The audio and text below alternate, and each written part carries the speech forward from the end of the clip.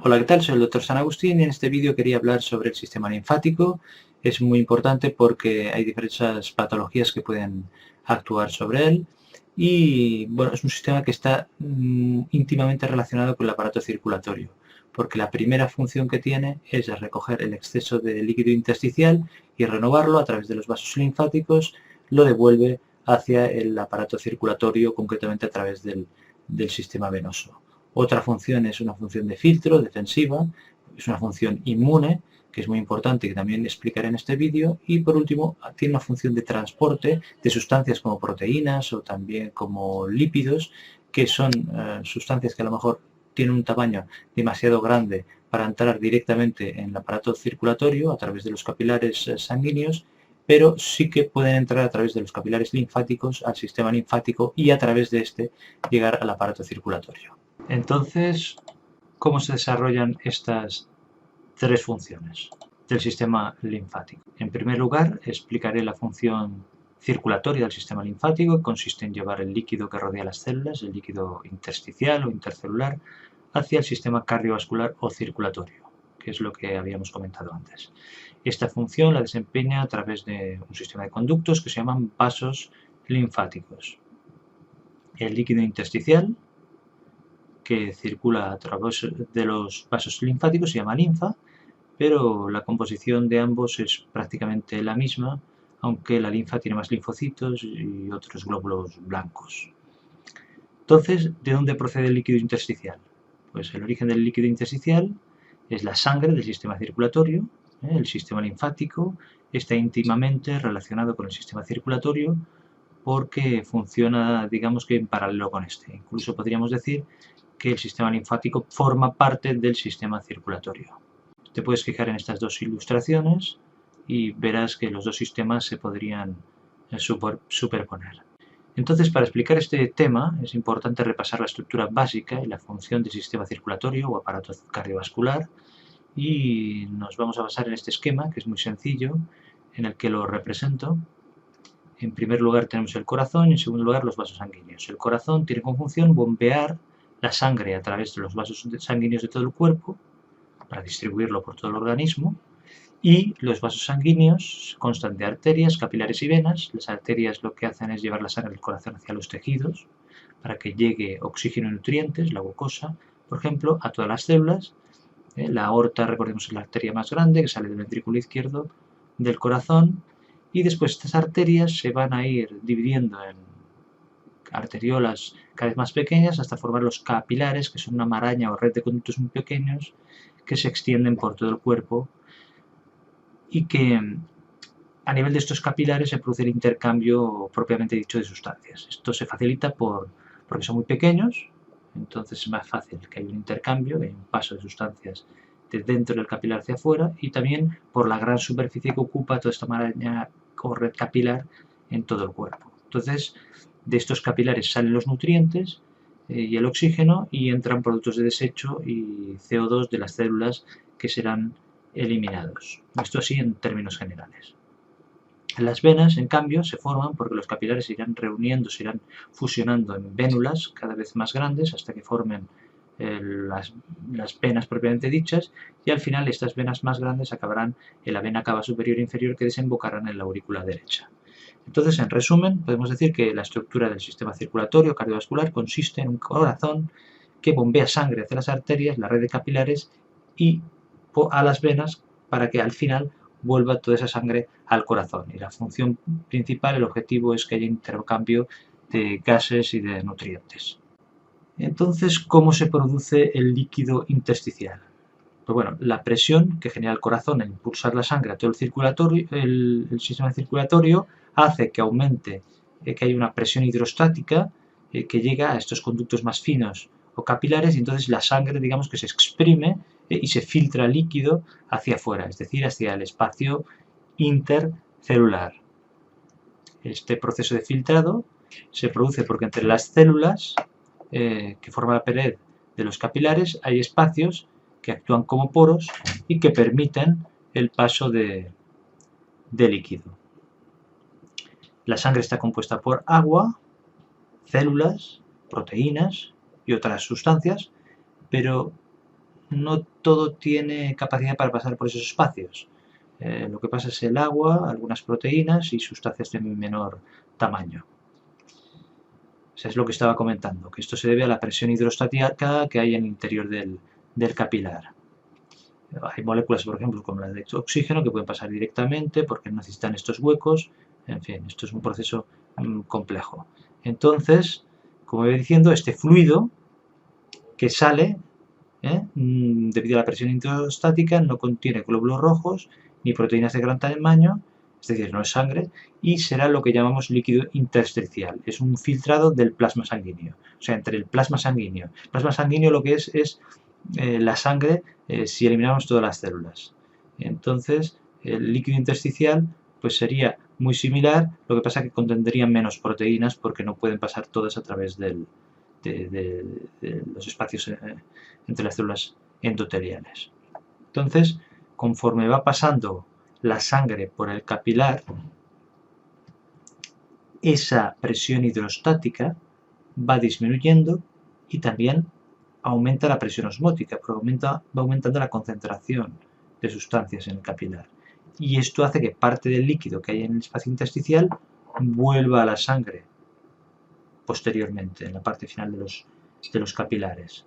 Pero globalmente, lo que sale, el líquido que sale, que se filtra, es mayor que el que entra. Y concretamente, desde los capilares se filtran unos 20 litros al día. Pero se reabsorben al final unos 17 litros. De forma que lo que nos queda son unos 3 litros al día. Pero claro, para que ese líquido no se quede ahí en estos huecos que hay entre las células intercelulares, el espacio intercelular no se quede estancado, entonces tenemos el sistema linfático que se encarga de drenarlo, es decir, de retirarlo hacia el sistema circulatorio. Y así esto se va renovando. ¿Y esto cómo se hace? Pues a través de un sistema de conductos, de capilares y de vasos linfáticos, lo que hemos comentado que se llama sistema linfático, y que empieza a nivel del espacio intercelular de los tejidos y lo va devolviendo todo hacia el aparato circulatorio.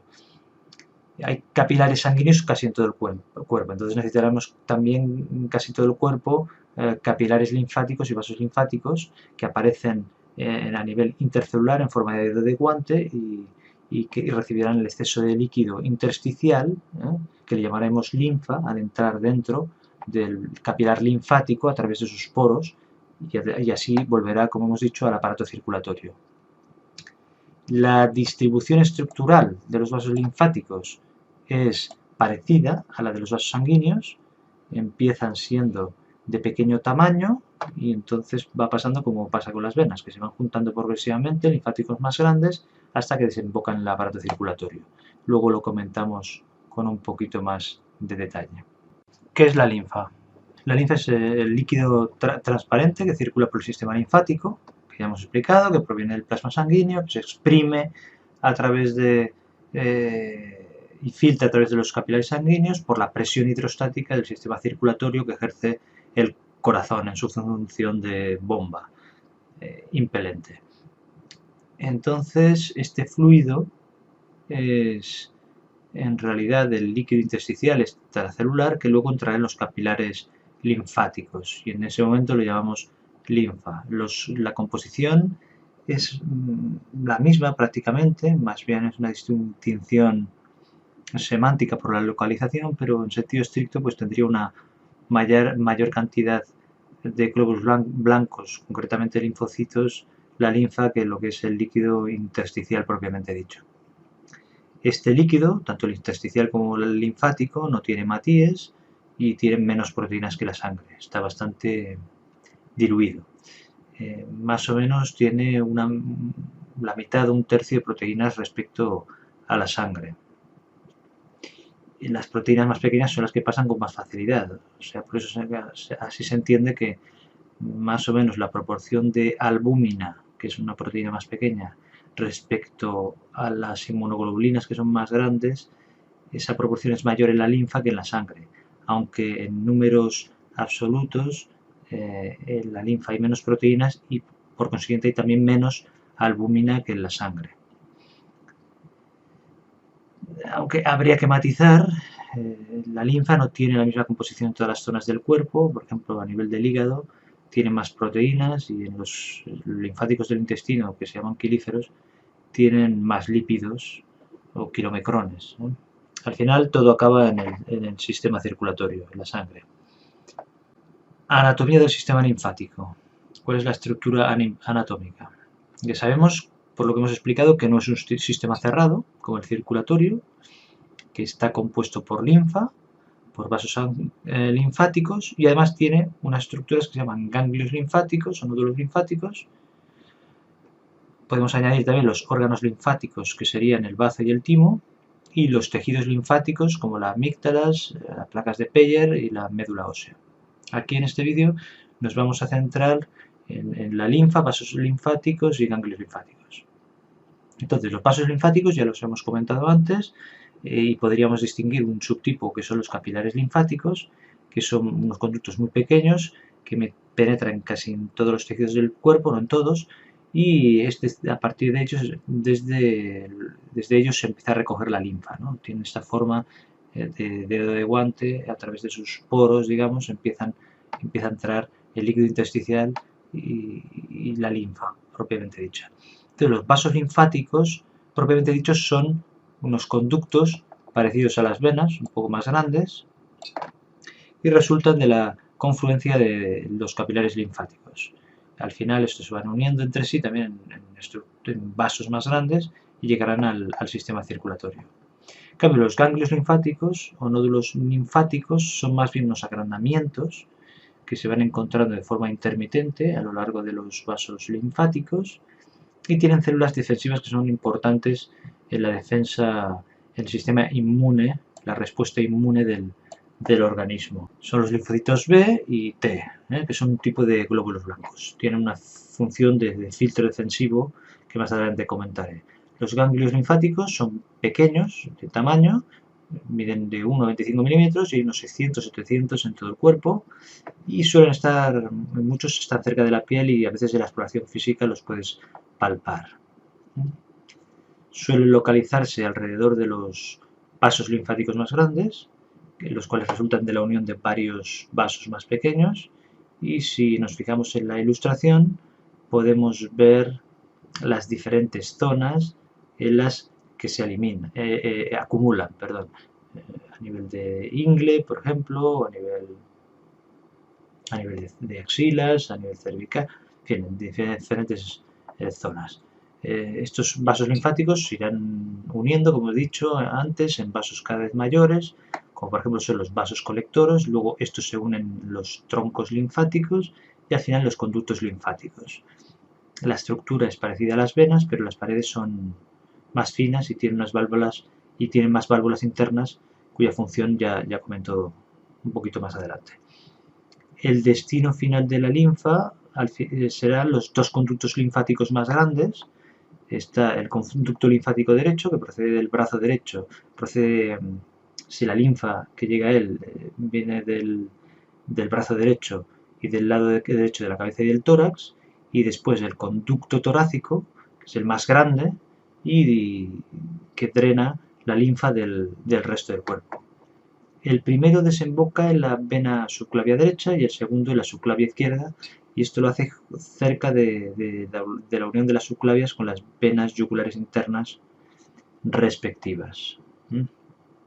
La circulación linfática, ¿cómo se produce? ¿Cómo va circulando la linfa? Si es el sistema linfático es un sistema abierto y no tiene un sistema de bombeo, no tiene un corazón que lo impulse. Y por otro lado tiene que ir a desembocar en el aparato circulatorio, que es un sistema que tiene más presión, de alta presión, por la fuerza que ejerce el corazón. Entonces, ¿cómo es posible que circule la linfa? Entonces, hay varios motivos, algunos que ya los he insinuado antes. El músculo liso que rodea los vasos linfáticos se va contrayendo, es como si fuera ordeñando, se va moviendo, de manera que va contrayendo de forma intermitente los vasos linfáticos y hace avanzar la linfa. Si nos imaginamos que el vaso linfático es como un cilindro, hay varias capas y una de ellas es de músculo liso, que sería un cilindro de músculo liso que se va contrayendo de forma intermitente y la va impulsando. En segundo lugar, tenemos los músculos estriados o esqueléticos, que cuando se contraen durante los movimientos normales, cuando nos movemos, pues contribuyen también al avance linfático, también la respiración, por ejemplo, contribuye. Otro mecanismo que he comentado antes es el sistema valvular que hay entre los vasos linfáticos, que tiene incluso más válvulas que el sistema venoso. Esto hace que que sea unidireccional, o sea que la linfa avance, pero que no haya un retroceso. Esto mismo ya he dicho que ocurre en las venas, pero y en otro contexto también las cavidades del corazón, que tiene un sistema valvular. Aquí es interesante comentar que al inicio de los capilares linfáticos, o lo que llaman terminales de los capilares linfáticos, que tienen esa forma de guante que había comentado antes y que estaba a nivel intercelular, hay que decir que las células endoteliales de estos capilares se solapan libremente entre ellas y entonces crean como unas porosidades que actúan como válvulas y solo se abren hacia adentro del sistema linfático. A través de ellas entra el líquido intersticial, que será allá adentro, le llamaremos linfa, pero cuando la presión dentro del linfático aumenta por lo que sea o porque hay mucho líquido, no puede retroceder porque la válvula se cierra, o sea, solo va en una dirección. Además de esto, tiene un sistema de filamentos de colágeno, de fibras, que une estas células endoteliales del capilar linfático a estructuras que lo rodean. Entonces, cuando en el intersticio aumenta la presión, es decir, fuera del linfático, estas valvas se abren porque tienen estos filamentos de colágeno, abren estas valvas de la pared del capilar linfático y entonces entra el líquido intersticial, favorece la entrada del líquido intersticial. Y esto es muy interesante porque es lo que ocurre en los procesos inflamatorios. Luego lo comento un poquito más. Además, estas porosidades son mayores que las de los capilares sanguíneos. Claro, y por eso las sustancias con las proteínas entran con más facilidad hacia el capilar linfático. Es un doble proceso que facilita que la linfa viaje de forma unidireccional hacia el corazón. Y por último, comentar que el sistema linfático desemboca al final del sistema venoso, o sea, al final del sistema circulatorio, que es donde la presión es menor dentro de todo el sistema circulatorio cardiovascular. Y esto hace que, a pesar de que sea de alta presión el sistema cardiovascular o circulatorio, en la zona en la que drena o desemboca el sistema linfático, el conducto torácico que hemos dicho antes, es una zona de menor presión. O sea, por ejemplo, al salir del corazón la presión es de la sangre es de 120 milímetros de mercurio, en cambio cuando entra en el corazón es de 5 milímetros de mercurio. Entonces a nivel de subclavias, pues la presión es mucho, de las venas subclavias es mucho más baja la presión, que es hacia donde van a parar todos los linfáticos. Después podemos pasar a otra función que tiene el sistema linfático, que es la función inmune. Ya he dicho que los diferentes sistemas del organismo se solapan entre ellas. Por ejemplo, la función inmune del sistema linfático es otro caso. Por ejemplo, sufrimos una agresión por un organismo externo, un agente externo, por ejemplo, una bacteria, un virus. Entonces, estas infecciones se suelen localizar en los tejidos, no en la sangre. O sea, sufres una amigdalitis, una otitis, una infección urinaria, una herida, me da igual. Nuestro sistema inmune tiende a dejarla localizada ahí. O sea que es donde representamos la infección en la zona del tejido. Esto no dentro de la sangre, porque esto no suele pasar y en el caso de que pase se produciría una sepsis. O sea, a través de la circulación rápidamente de la bacteria o el virus o lo que pasaría a todo el cuerpo. Entonces, en condiciones normales no suele ocurrir y mejor que no sea así. Las infecciones suelen localizarse en tejidos y hace que estén ahí a nivel de la zona del líquido intersticial. Entonces a este nivel hay unas células que se llaman macrófagos, que proceden de los monocitos de la sangre, que es un tipo de glóbulo blanco, que actúan contra muchos tipos de bacterias y las fagocitan y las destruyen. Pero además ya tenemos un sistema más potente, que es el de los linfocitos tipo B y T o células B y T, que son también otro tipo de glóbulos blancos, que son más específicas y especializadas. El problema es que no están en el lugar de la infección porque necesitan un proceso más complejo para especializarse y esto se da en un contexto más específico. Entonces necesitan que los organismos agresores entren en contacto con ellas, con los linfocitos, en su contexto, en el lugar en el que están. ¿Y esto cómo se produce? Pues porque estas bacterias se introducen en el sistema linfático, ya hemos dicho antes, por el proceso inflamatorio, hay unos filamentos de colágeno que están enganchados a las valvas de los poros estos que había en los capilares linfáticos, que se abren y facilitan el que entre el líquido intersticial y con ello las bacterias. Y también entran algunos macrófagos que han fagocitado a algunas de estas bacterias y llega la información hacia el nódulo o ganglio linfático más cercano. Entonces, ¿qué ocurre? Que en este nódulo ganglio linfático las bacterias contactan con los linfocitos B y T, se especializan y se multiplican para luchar contra las bacterias. Recordemos que los linfocitos B son los responsables de la respuesta humoral y generan las células plasmáticas y producen anticuerpos, y los linfocitos T son los responsables de la inmunidad celular, y hablaremos de esto en otros vídeos. Es un proceso interesante porque todo el sistema linfático tiene ganglios linfáticos distribuidos de tal manera que la linfa siempre se filtra, ¿no? O sea, claro, para evitar que las bacterias lleguen con facilidad, o los agentes extraños con facilidad a cualquier parte del cuerpo. También cuando hay células neoplásicas o tumorales también ocurre algo parecido. Entonces, bueno, los ganglios son un filtro defensivo. Ya he dicho antes que eran pequeños, de 95 milímetros, y hay unos 600 o 700 en todo el cuerpo. Entonces, hay que saber que cualquier vaso linfático que hay en cualquier tejido siempre pasará al menos por algún ganglio linfático antes de llegar a la sangre. O sea, toda la linfa se filtra.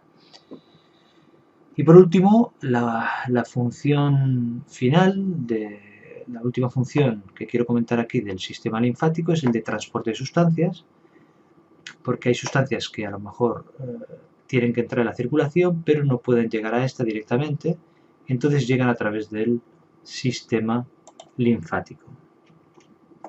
Un ejemplo son los productos de desecho, hormonas también que se pueden producir en el hígado, el riñón, que a lo mejor no pueden pasar a través de los capilares, pero sí a través de los pequeños vasos linfáticos, y de ahí llegan a la circulación general y a todo el cuerpo. Un caso importante, especial a comentar es a nivel intestinal. Hay muchos nutrientes como la glucosa o como otros muchos que se pueden absorber directamente a través de las microvellosidades del intestino delgado y llegan a los capilares sanguíneos, y a través de la vena porta, el sistema portal, pues van al hígado donde se metabolizan. En cambio, los ácidos grasos entrarán a través de las microvellosidades, forman los kilomicrones, no pueden entrar, son muy grandes y no pueden entrar en los capilares, y entonces entran en el sistema linfático, y a través del sistema linfático, al final por el conducto torácico que antes he comentado, llegarán a la circulación general. O sea, lo que hay que recordar aquí, que los ácidos grasos forman lipoproteínas llamadas kilomicrónicos, y estos entran en los capilares linfáticos o vasos linfáticos, y a través de ellos llegan a la circulación general. O sea que no van directamente a la circulación sanguínea desde el intestino. ¿De acuerdo? Bueno, y luego que estos capilares linfáticos que recorren las microvellosidades de la mucosa intestinal se llaman quilíferos, o lacteal o lacteal en inglés. Entonces, para finalizar, como conclusión, recordad que el sistema linfático tiene tres funciones: renovar el exceso de líquido que hay entre las células, el líquido intersticial o intercelular, hacia el sistema circulatorio a través de los vasos linfáticos; una función inmunitaria, defensiva; y una tercera función de transporte de sustancias, concretamente las grasas que se absorben en el intestino delgado. Y espero que haya sido útil este vídeo. Recuerda, si te ha gustado, hacer clic en me gusta. Si no estás suscrito, suscríbete y comparte en redes sociales. Muchas gracias.